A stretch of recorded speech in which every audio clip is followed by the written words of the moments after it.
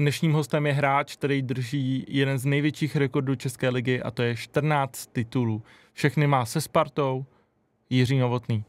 Tak já tě tady u nás teda, Jirko, vítám. Já děkuji za pozvání. Já děkuji, že jsi přišel. Co se týká teda toho fotbalu, ty jsi známý Spartou, titulům hodně. Držíš vlastně rekord velký. Asi tak, nepřekonatelný. Tak já myslím, že asi těžko někdo překoná, protože získat 14 titulů v jednom klubu, to se teď už těžko podaří někomu, protože většinou ty kluci po 4-5 letech mění ty týmy a ten fotbal už je biznis. Je, no. A ty jsi v této kategorii, ty jsi držitel nejvíc titulů ve 2 kategoriích vlastně, celkově za Spartu, jako v historii. A ještě za novodobou Spartu vlastně v Český lize, co se jako rozdělil Československo, tak ještě tam.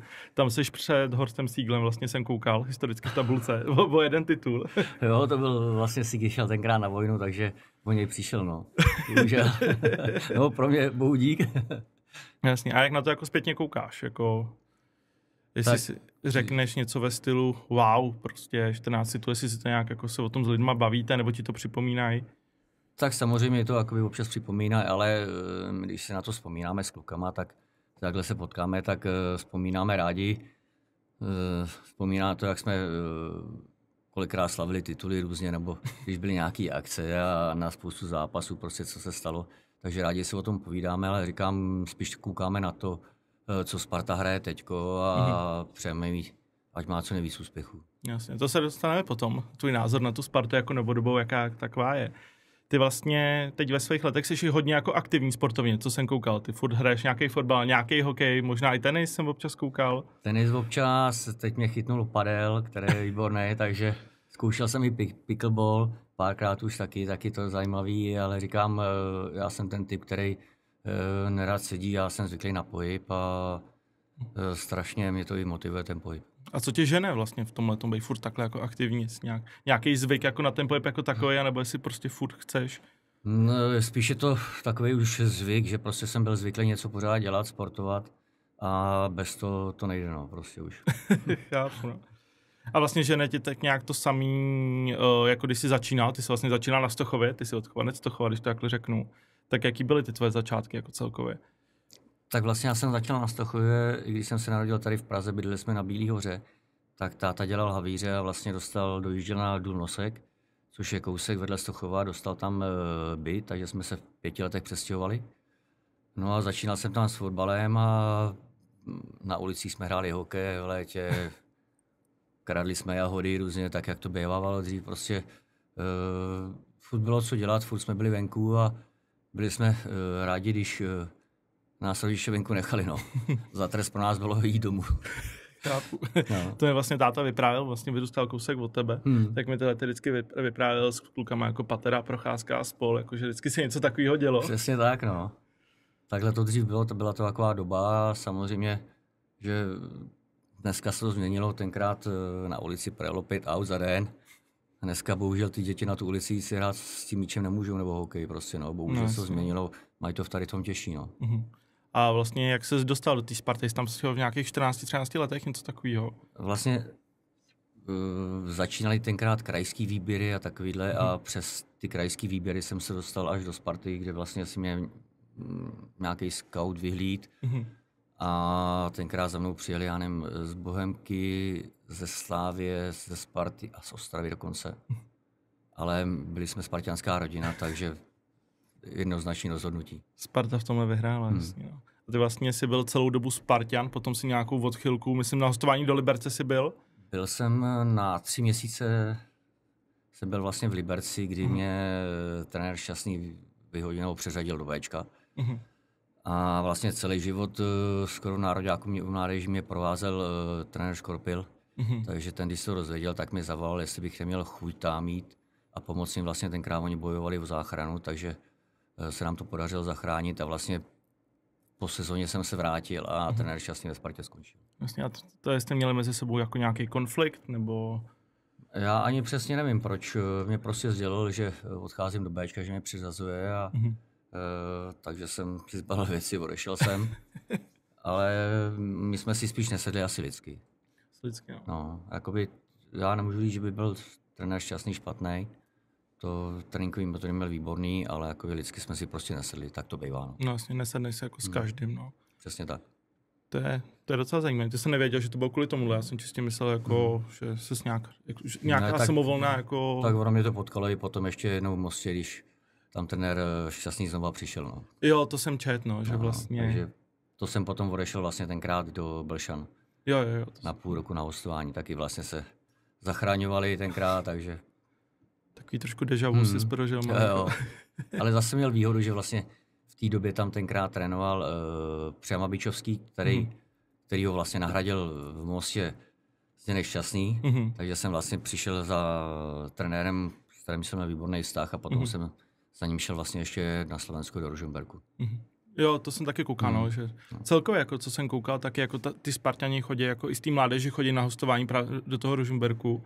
Vlastně i David Holoubek, co jako chvilku trénoval, že jo. Ten tam byl tenkrát i s Jirkou Jarošíkem, bych řekl. Jo, myslím si, že jo, no. I vlastně Hugo Bačovský, co teď, ten šel taky na hostovačku vlastně do Ružomberku. Tam je asi nějaká spolupráce tím pádem. Asi s panem majitelem Filem, myslím, že má nějaký kontakty Sparta, takže možná i díky tomu. Jasně. A jak jsi říkal vlastně, že vy jste chodili hrát s klukama, hokej, všechno jako možný, tak jako proč u tebe vyhrál ten fotbal? Nevím, no prostě mi to bavilo víc asi. A tenkrát i tím, že jsem se dostal do toho výběru a vlastně hrál jsem fotbal víc, ten hokej jsem chodil hrát po tréninkách nebo tak, když byla zima, tak jsme chodili na ulici, takže jsem se tomu nevěnoval, spíš to bylo takový, že jsme dělali jakoby všechny sporty, že jsme zkoušeli. No a ten fotbal prostě byl na prvním místě, no, takže díky tomu, že vlastně tenkrát ty kluby ještě hokejový tolik nebyly, takže nebylo ani tolik možností, takže jsem hrál ten fotbal spíš, no. Jasně, v té době Kladno to by bylo kousek, tam asi. Tak jezdili jsme tam občas taky koukat na Kladno, protože vlastně můj děda, ten dělal vlastně na učilišti tenkrát hornickým vychovatele tam, takže zase měli lístky, tak my jsme jezdili koukat na fotbal na Spartu a na hokej na Kladno. No. Jasně.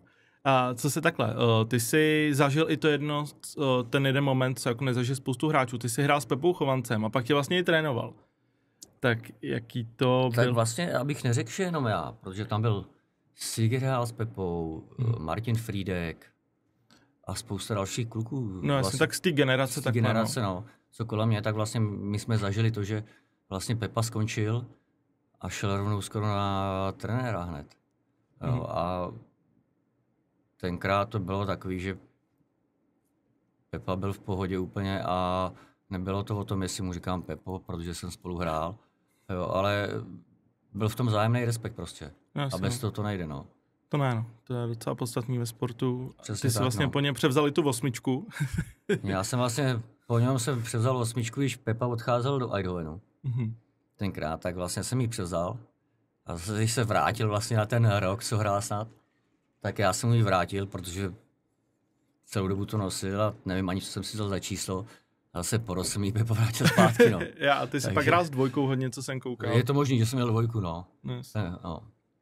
Takže tak, no. A za tu dobu, co jsi byl ve Spartě, přišlo ti nějaký jako laso třeba i ze zahraničí? Já vím, že ty jsi pak šel do Ruska, ale jestli jako během toho, jestli ti přišlo, já nevím, třeba nějaký Německo nebo něco takového. Tak já jsem měl vlastně, tenkrát, když jsme vyřadili v 0. ročníku, když jsme vyřadili Olympique Marseille, tak vlastně byla nabídka od Tapího, abych přestoupil do Olympiku. Jenomže tenkrát byla taková doba, že nejdřív museli odcházet ty starší a takovýhle, takže prostě mě nepustili.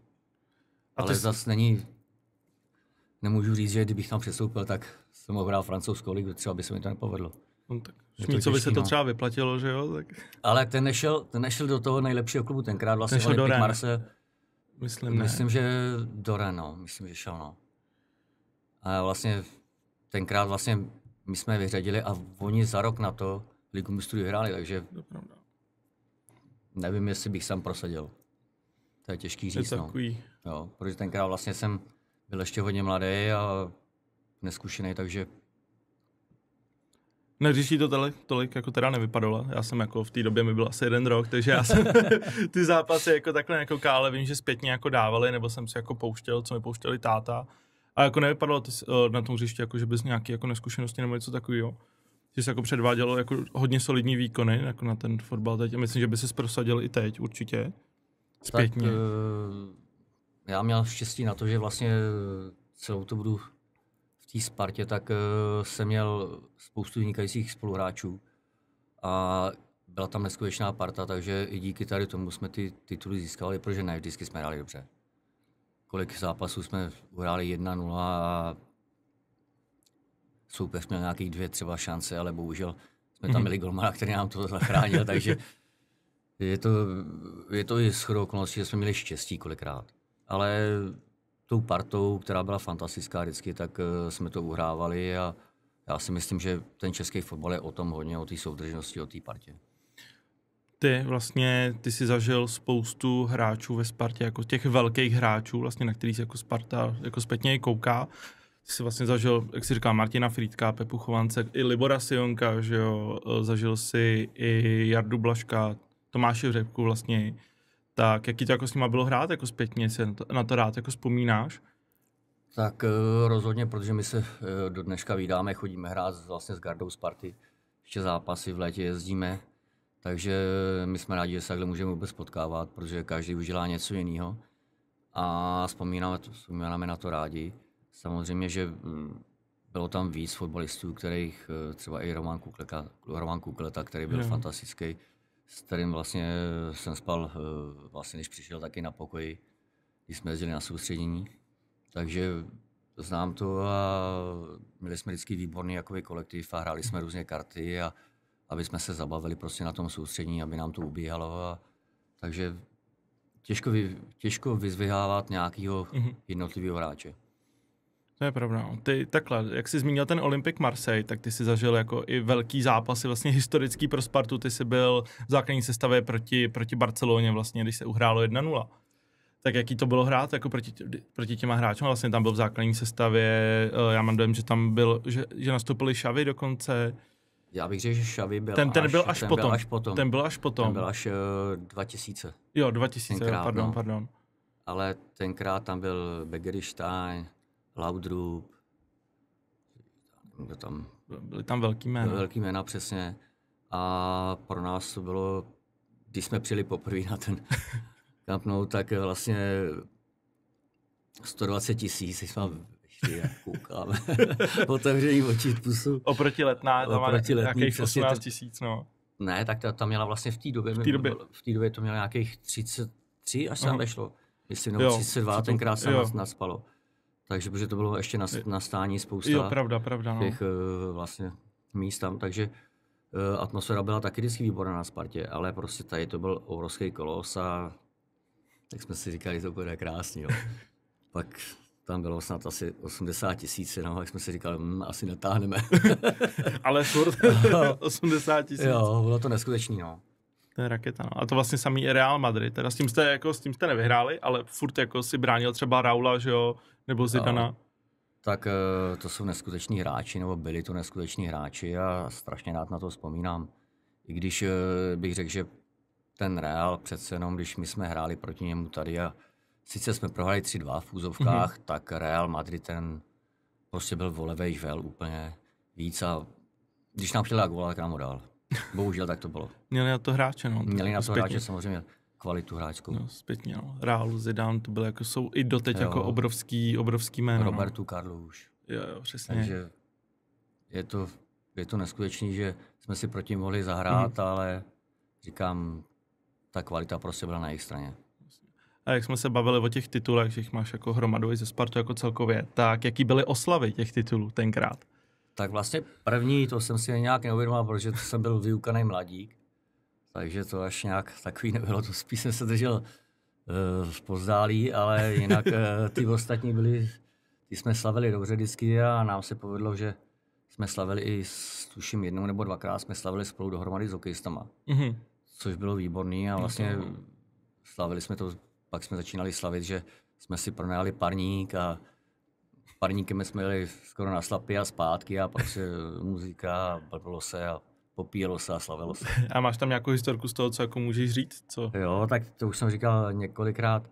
Vlastně jak jsme jeli, tak vlastně jsme někde stáli v tom zdimadle, jak se napouští ta voda a tam byl pověšený, to vypadalo, že bylo lano a Máňa chtěl udělat Tarzana, nevím, že to nebylo přivázaný a skončil v tom zdimadle, no. Tak naštěstí bylo, já nevím, asi 28-30 stupňů, takže vylez a usnul sám. A pamatuje si to? Máňa se ho pamatuje, no. No, to já se nezapomene. To se nedá zapomenout. A to Rusko, proč jako zrovna jsi šel do Ruska? Byla to jako jediná nabídka, nebo chtěl jsi změnu jako? Tak vlastně já jsem tenkrát podepsal asi nejlepší smlouvu ve Spartě, co jsem mohl podepsat. A řekl jsem, že tam zůstanu, jenomže tenkrát tam Míra Pelta přivedl hráče z Jablonce, aby hráli, tak vlastně Sparta dostala nabídku ode mě na Rusko, tak vlastně mi řekli, že mi uvolněj za zásluhy, no a vlastně cítil jsem, že Sparta bude stavět na tady těch hráčích, takže jsem tu nabídku přijímal a bylo to vlastně jakoby, do dneška na to strašně nás vzpomínám, protože vlastně tam šel s Čížou, který vlastně přišel asi 2 roky předtím do Sparty z Jablonce a druhý rok tam přišel vlastně Adam Petrouš a Ríše Dostálek, takže my jsme tam měli ne kolony, ale když jsem vlastně přišel, tak tam bylo 15 cizinců z toho kádru a byli tam Argentinec, Brazilec, nebo 3 Brazilci, Africká republika, pak tam bylo Maroko, takže bylo to jakoby neskutečný, že všeho směsice a sedlo si to neskutečně a vlastně jako nováček, tak jsme hned skončili na 3. místě. A jak dlouho jsi tam byl? Já jsem tam byl 2 roky, protože další rok jsme skončili na 3., jak jsme hráli poháry. No a já jsem se týden před pohárem jsem se zranil, natrhl jsem si úpon na hýži vzadu. No a oni chtěli, abych prostě hrál. A to vlastně jsme hráli proti Rapidu Vídeň, kde hrál vlastně tenkrát Mára Kincel. No. A já jsem vlastně nemohl nastoupit, píchali mi tam furt nějaké injekce a pak už mě to akorát bolelo a nešlo to a vlastně, když jsem se vrátil, tak mi dával ještě Pavel Kolář tenkrát dohromady. Takže nevím, co mi tam s tím dělali, no. A co repre? Ty máš jako několik startů za repre, já teď přesně nevím, kolik tam je, upřímně to jsem jako přesně nekoukal. Máš tam nějaký golík, myslím, dokonce? Jo, mám tam gol proti Turecku, vlastně to byl první zápas České republiky vlastně. Když se to jakoby rozdělilo. A to mi vlastně po rohu tenkrát rozehrával Jirka Němec, tak jsem dával vlastně první gol českého reprezentace. Takže... Tak jako ikonický okamžik trošku. Jo, ale jinak vlastně já jsem začínal ještě tenkrát, když jsem byl v 21, tak se hrály kvalifikace a Ačko hrálo proti Francii na tělném poli na Slovu Bratislava, ještě na Starým tenkrát a někdo se zranil, teď bych kecal, kdo, jestli Dušan Titel nebo někdo ze superů, tak si mě vlastně vytáhli a hned jsem naskočil do zápasu a hlídal jsem tenkrát Papena, no. Bohužel jsme prohráli 1-0, tuším. To bylo buď 1-0 nebo 2-1 a nepostoupilo se tenkrát, to bylo, myslím, že o Ameriku nebo co. Teďko bych kecal. No. To je tak jako docela zajímavý, zrovna Papena, který taky na tom fotbalově. Tak už jsem měl zkušenosti, s tím myslím tenkrát. Protože jsme ho hlídali vlastně za Olympic Marseille tenkrát proti nám. No. To je hustý. To je hustý. Ty vlastně potom ses vlastně z Ruska vrátil zpátky, to si šel Já jsem šel do Mostu tenkrát, který hrál 2. ligu ještě a vlastně přišel jsem tam v zimní přestávce, protože tenkrát vlastně ještě v Rusku se hrálo opačně než u nás tady, takže já jsem vlastně po konci soutěže z Ruska šel sem a tady začala druhá část a vlastně hned se postoupilo do ligy. To trénoval tenkrát tam právě Přema Bičovský, volal mi ze Sigin, který tam působil taky, který tam hrál, takže my jsme pak jezdili ještě do Mostu autem spolu a nabírali jsme ještě kluky u Kladna takhle, takže to bylo vždycky jakoby byla sranda. No. Ale říkám, pro mě to bylo, jiná nabídka nebyla nějaká a do nějakých úplně nižších třetích soutěž někam do Rakouska jsem mi nechtěl. No jasně. No, takže A já mám dojem, že to by se vlastně povedlo i potom to samý na Dukle, že ty taky na Dukle se hrála druhá liga, ty jsi tam byl, a že jsi s ní vykopal první. Ne. My jsme nepostoupili tenkrát. Tenkrát jsme skončili nějak na 3. místě, myslím. Že nám to nevyšlo, protože se budoval kádr teprve. Byly tam hodně mladých hráčů, neskušených a teprve se usedalo, no. A to byl rok na té Dukle? To byl rok 20... Ne, teda rok 2018. Ne, to ne. 2000, nebylo to 2011, něco takového? Já tam končil v 38, 39, takže 2018 bych řekl nějak takhle. 2008. Teda 2008, kecám takhle. Takový, jo. 2008, ano. 2005 jsem přišel vlastně z Ruska. 2008-2009 takhle nějak. A tam jsi byl sezónu, nebo na Dukle? Tam jsem byl sezónu vlastně, no. A proč jsi pak jako odešel, nebo ty jsi pak končil, já nevím, jestli jsi pak končil kariéru jako takovou. Ukončil jsem kariéru úplně potom, no. Už jsi cítil jako, že to... Tak cítil vlastně tenkrát pan Prokeš, který tam přišel tenkrát ze Slávie, tak začal do toho víc mluvit, no a jsem měl smlouvu danou, že když odhrajou víc jak 50% utkání, tak se mi automaticky prodlužuje, ale bohužel oni chtěli jít cestou mladých, tak vlastně jsme se domluvili na ukončení a já jsem vlastně s nima chodil akorát trénovat a pak jsem najednou zjistil, že už mi to jako přestává bavit, že mi to úplně nenaplňuje a začal prostě chodit hrát hokeje, tenisy a takovýhle a úplně mi to odradilo, takže ani jsem potom neměl chuť někde ještě jinde pokračovat. A ty jsi měl potom ještě něco v Rakovníku, myslím, ne? No, to bylo, když jsem vlastně měl ještě akademii dětskou ve Vesci, tak vlastně kamarád, to bylo za covidu, tak kamarád vlastně mě oslovil, co jsem hrál tenkrát ještě ve Všenorech, tak, že má nějakýho Sauda, který o to má zájem, že do toho půjde finančně. No, ale bohužel tím, jak byl covid, tak vlastně nějak nepřiletěl, nepodepsalo se to a tam byly nějaké věci s dotacemi a co oni na to, a takže vlastně tam to skončilo no, po 8 měsících, protože to nemělo cenu. No. A ta akademie v tom Vesci to už... To nemám tam, už prostě tam jsme se nějak chtěli jít jinou cestou, takže... Já vím, že ty jsi tam jako hrál nějakou dobu. Já jsem tam hrál, trénoval a měl jsem vlastně tu dětskou akademii. Jsme vlastně hráli proti sobě, jak si to pamatuju, jako několikrát. A vlastně tam byla i, že ty jsi tam, vlastně tam je hezký prostředí, tam je jako hezký ten areál v tom Vesci. Tam se potom postavila i ta zastavěná tělocvična, vlastně s těma otevíracíma jako velkýma příčkama na ty okna, myslím, ne? No, vlastně je to přesto taková plachta, no. Je tam. Ale udělali i tam další krásný hřiště za tím rybníkem, kde jsou takže ty tréninkové podmínky jsou dobrý. Jo, to je pravda vlastně. No, je tam něco takového.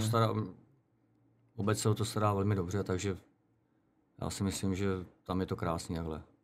Jo, ten Vestic jako je celkově jako si na tom dali hodně záleží, už jenom ty kabiny, to prostředí, to hřiště vlastně tam za tím kopečkem vlastně ta druhá tráva, ta umělka.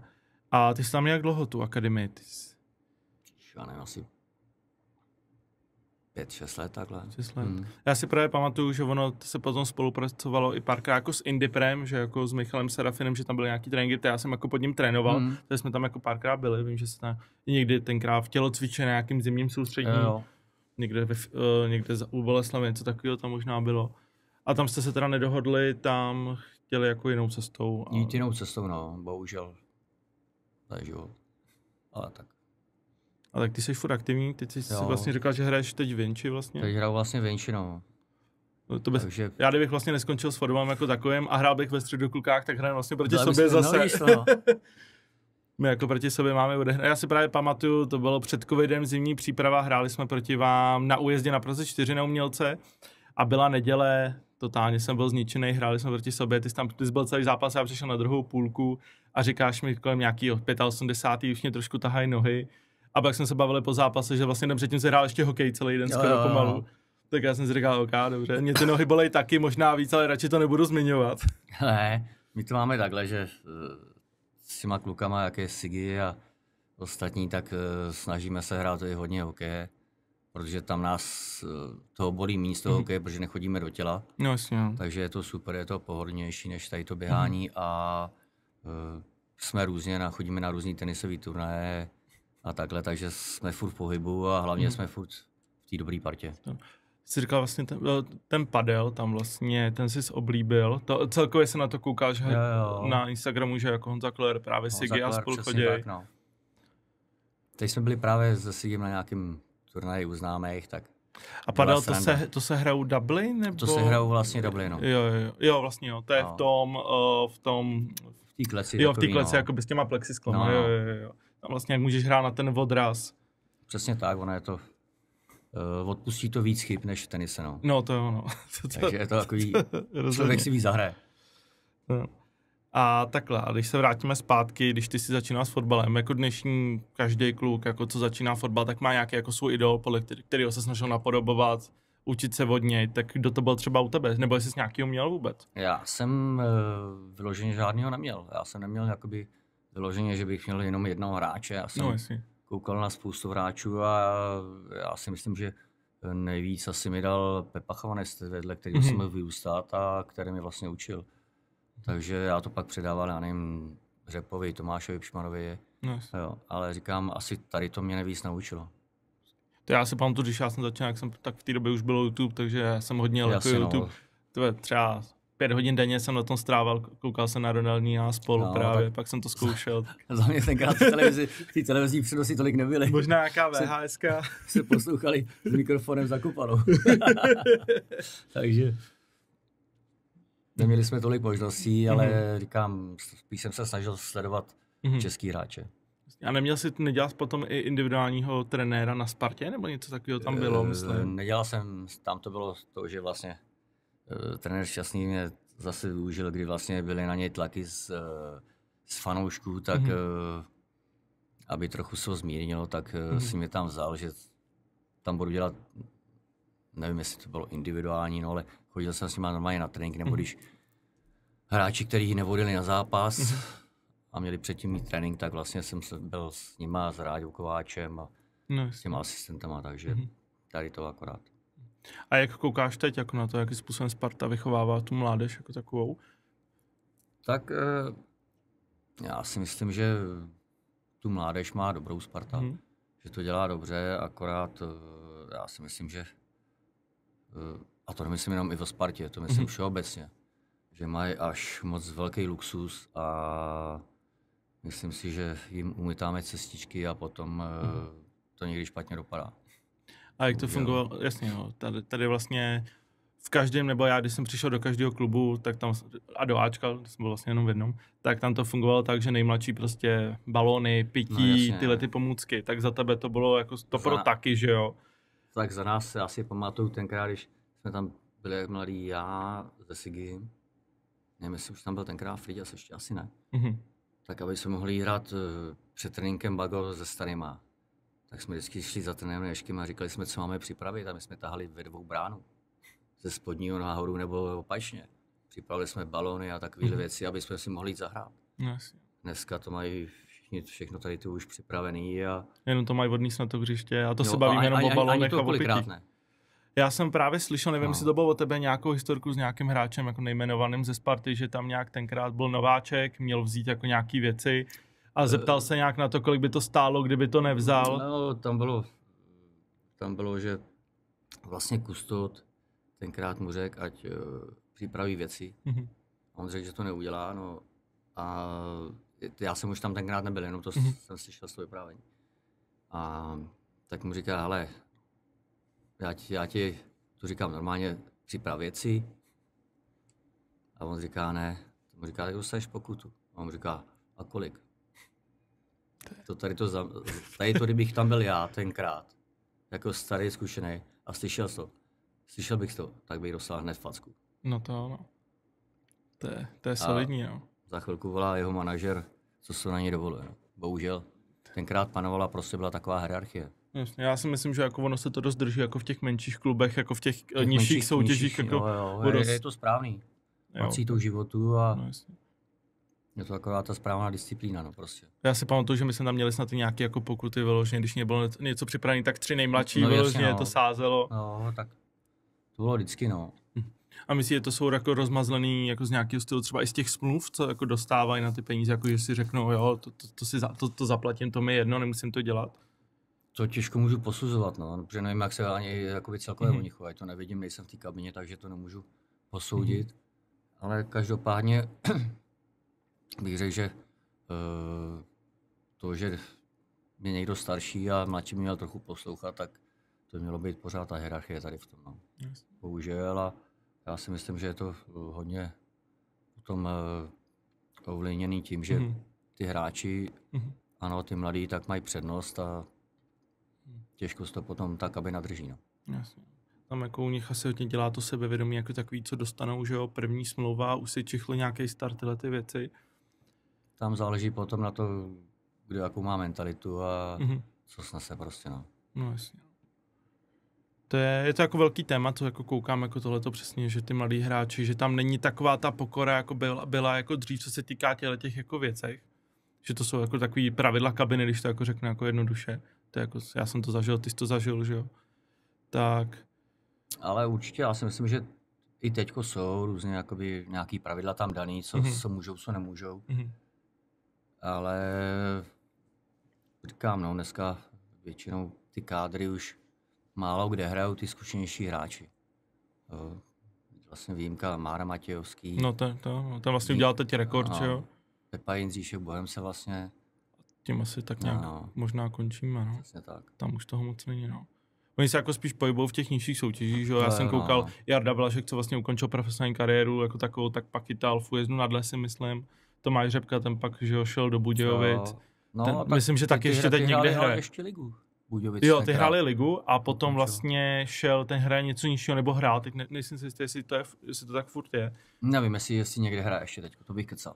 Venca Kadlec, ten vlastně taky ten končil jako hodně mladým věku, jako a hraje kvůli zraněním, ten měl obrovskou smůlu na ty zranění. No. A ten hraje ale ještě někde hraje něco ČFL nebo něco takového divizi. Teďko bych kecal. Já vím, že on byl, myslím, ne červený US, ale něco takového to bylo, že tam hrál z něký. No, něco takového, no. Pak vlastně, takhle, on udělal ten restart v té Boleslavi, myslím, pak byl na Žižkově a teď hraje právě jako tyhle ty nižší, no. Tam je, myslím, ještě i Mazuch tam s ním hraje a jo, myslím si, že jo. Ještě někdo, no. Tam kluci s Příbrami, vím, že snad 2 tam jsou ještě. A co třeba výkony Adama Hloška, Patrika Šika, jako ty zahraniční český hráči, co jako nám dělají teď to jméno v tom zahraničí?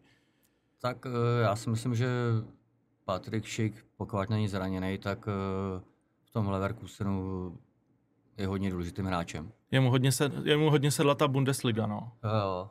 A já si myslím, že to nebude ještě to top, že možná ještě dostane nějaký laso do lepšího klubu. Tak on teď vlastně mu to přáli, no. Já mám dojem, že on je teď, nevím, jestli je první nebo druhý nejlepší střelec té Bundesligy vlastně. Jo. Se drží, on vlastně od nějakého září, října, jako má neskutečný čísla. Adamovi Hloškovi, ten vlastně tomu taky pomohlo, ten přestup, nebo do toho. Takže, ale bohužel teďka je zraněný. Jo, to což zrovna když škoda, přesně když se začal rozehrávat. Jo, to je ono, měl i hezký čísla, já jsem viděl i nějaký jako si těch zápasů, kde jako už bylo na něm vidět prostě ten dobrý Adam Hložek ze Sparty. Přesně, jako že patří jakoby k těm tahům takovým a tohle a já myslím, že i Karabcovi pomohla změna. Jo, ten taky, Hamburg je pro ně přesně, jako je to že tam buď to srovná, nebo bude po nějaký velký kariéře. Tak teď zase dával góla. Dával, jsem koukal. Dával hezkýho góla. Hraje tam, říkám, pro něj to určitě, pro němu to pomohlo strašně tady ta škola a já věřím, že půjde nahoru výkonná, protože fotbalista je to dobrý. A to třeba teď vlastně návrat, já nevím, jestli teda Kuchta nešel na hostovačku zpátky, myslím, na Spartu. Tam je to na hostování a s tím, že můžou ho vykoupit potom teda, no. A myslíš, tak on byl, myslím, že on když byl ve Slávii, tak tam jako hrál velice slušně, pak šel do Ruska, že jo, začal ten incident s tím Ruskem, ano. šel, pak vrátil se do Sparty, teď přestoupil do Midtjyllandu, myslím, do Přesně Dánska. tak.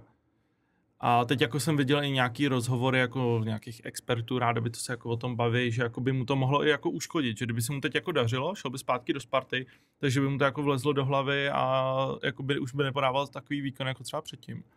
Tak jestli si myslíš, že jako něco takového by mohlo nastat, to já si to upřímně u Kuchty jako zrovna nemyslím, to on má jako tu mentalitu jako na tom hřiště jasně danou. Přesně, ano. On je prostě jako Tak ničit, co se týká. Jo.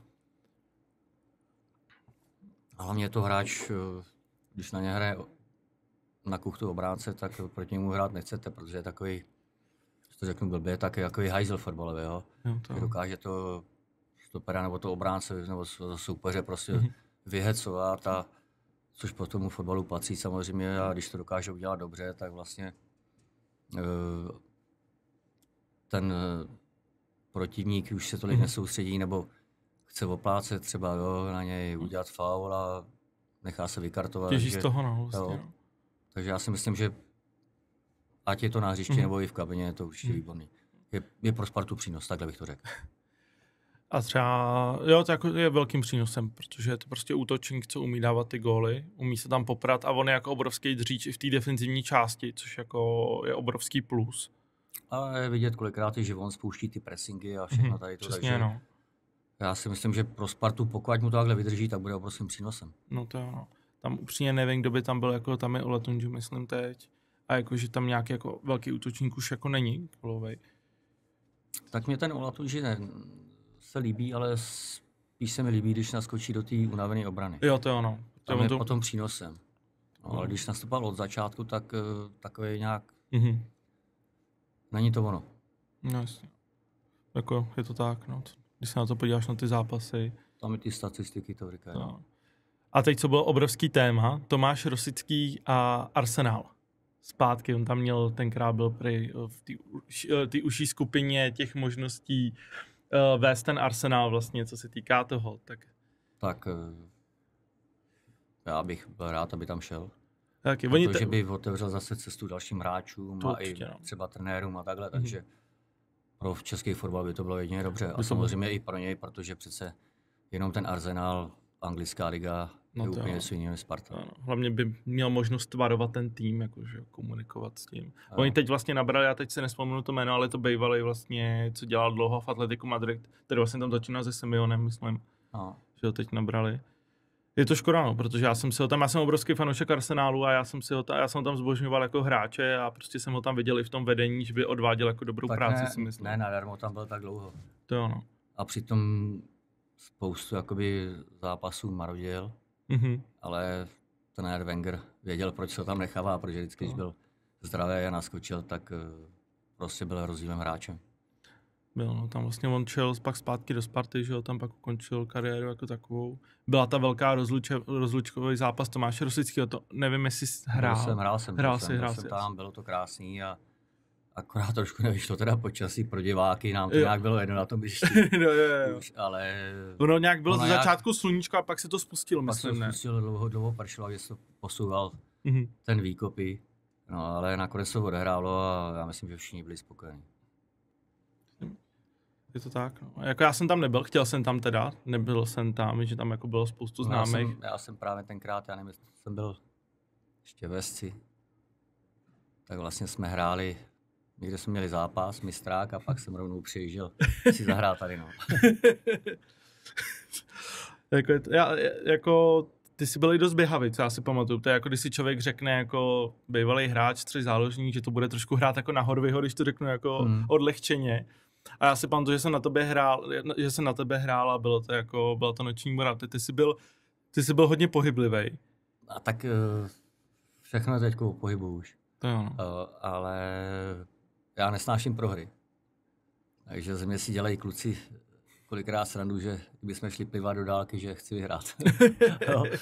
Prostě takovýhle, ale prostě takhle mám takovou tu vítěznou mentalitu, kterou asi jsem získal ze Sparty. Prostě, jak jsem byl dlouho. Ty tituly tomu odpovídají. No. A říkám, nerad prohrávám i teďko. Tak prohrát nechce nikdo, nebo neměl bych chtít prohrát. No, tak někdo to bere, takže si jde prostě jenom zahrát a je mu to jedno. No jasně, no. Ale já prostě takhle nemám, bohužel. A tam vlastně v tom Vesci, jak jste se neshodli vlastně na té akademii, tak to bylo i pro tebe jako ten signál, jako se rozloučit i tam s tím týmem jako takovým, nebo? Jo. A vy jste tam měli dobrou partu, já myslím, že vy jste mířili jako nahoru, že? Tak já jsem tam přišel, ještě když kopali 3. třídu nebo okresní přebor. A posunul se to vlastně až do A třídy a teďko mám za to, že ještě ze spoustu kluků, jako jsem v kontaktu, takže by snad chtěli postoupit do kraje. No, tak Areál na to mají. Areál na to mají, i ten tým jako na to měli. Já si pamatuju, já jsem dojím, že tam chodili nějaký hráči právě ze Všenor, že jo? Jo, byli tam, no. Byli tam taky hráči ze Všenor, někteří, no. A vlastně ty jsi ve Všenorech hrál, to si říkal. A vlastně tam chodili, tam byli i kluci z Libuše potom tam. Pár hráčů přišlo. To už ani nevím ani jména upřímně, nevím, kdo tam mohl být. Já vím, že jako se to tam docela potom... Takhle. Horny. Já vím, že potom z Vesce vlastně přišel Pavel Tuma na Libuš k nám. Ano. Vlastně chytat, to vím, to si pamatuju. To si vlastně pamatuju, že když chytal proti nám když chytal za nás první zápas v zimní přípravě i proti vám, takže si ho lobnul hlavou z velkého vápna, to si pamatuju. Jsem seděl jenom na té lavice, jsem si říkal, aha, dobře, říkám, to zalepí a půjde sám a hlavou. Zkušenosti. Jo, jako zkušenosti ti dělají dost. No, bylo to znát jako na tom prvním dotyku a na všech, jako prostě, jakmile si dáš první dotyk, tak máš jako spoustu možností, co dělat. Tak, no. Je to dost, no. A teď vlastně poslední otázka už. Jaká je tvoje, kdyby si měl sestavit základní sestavu, tak tvoje top 11, kterou by si měl složit? Můžeš světový, můžeš starší, můžeš novodobý? Já asi těžko bych sestavil, protože těch hráčů je tolik spousty, že bych na tu 11 bylo, já nevím, třeba 5 manšaftů. Když to vidím, ať je to Messi, já nevím, Carlos Puyol, skutečně vlastně Izraelu, Tony Kroos, od nás, já nevím, Tomáš Rosický, Karel Poborský, Méďa. Těch 11 by bylo spoustu a těžko prostě vybírat tu jednu nejlepší. A tak třeba 3-4 hráče, jako co bys jako měl na první dobrou střed zálohy, kdyby si sestavil? Tak kdyby se stavil, tak určitě Andrej Iniesta, Lionel Messi a Tony Kroos. Zajímavý, jo. Ještě bych tam potřeboval naspat někam Modriče. To je taky neskutečný, co mám předvádí. Jo, to jo, no. Takže říkám, těch hráčů je spoustu a těžko vybírat prostě nejlepší. No. Ale zkombinoval jsi to jako zajímavě, ten střed zálohy jako takovej. Tonyho Kroose, to já bych tam nacpal jako určitě za mě jako prostě neskutečný hráč. Přesně tak a vlastně... Uronil jsem mi slzu, když končil kariéru, pro mě. Jo, je to škoda. Andrej Iniesta vlastně v té době, co Barcelona získávala Ligy mistrů a tituly ve Španělsku, tak vlastně tahunem obrovským a k sobě měl ještě nahoře Messiho. Takže neskutečný, tam vlastně byl ještě Xavi tenkrát. No, oni jako měli neskutečný kádr, no. Guardiola dokázal jako sestavit, dokázal ten tým vytvořit jako neskutečným způsobem, že přehrávali jako tím fotbalem, co on vlastně praktikuje tu taky jako všude, kde byl, ale on to dokáže, jako v každém týmu to dokáže posunout ještě jako na jiný level. V té Barceloně to bylo čistě jako prostě jenom o ty krátké přihrávky, v Bayernu se to taky trošku jinak formulovalo a teď vlastně v Manchesteru. Protože tam byl jiný styl zase. Přesně, no, on se dokáže adaptovat na ty hráče, co tam má, což je jako super. Já ti děkuji, že jsi přišel, bylo to fajn, bylo to super. Já děkuji za pozvání. A doufám, že někdy se asi uvidíme na hřišti. Nebo tady. Nebo na nějaký exibici. Dobře, a u nějakého sportu prostě. Možná padel, já jsem přemýšlel, že bych ho zkusil. Jo, je to dobrý. To je známý, ho začal hrát a právě chodí takhle. Tak přemýšlím, že bych ho zkusil. Vlastně ve Zdíměřicích, tam jsou otevřený kurty, tam jsou vlastně 4 padelový, 2 pickleballový, 1 tenisový kurt a 2 nebo 3 beach volejbalový. A je tam ještě udělaný takový funny park pro děti, takže tam je využití pro celý rodiny a chodí tam spousta lidí. To je takový zábavný den. Vyskočíš si všechny kurty, když je hezky. OK, super, tak jo, tak děkuju. Tak jo, taky. Tak nám hoď follow na Instagramu a odběr na YouTube, ať o nic nepřijdeš.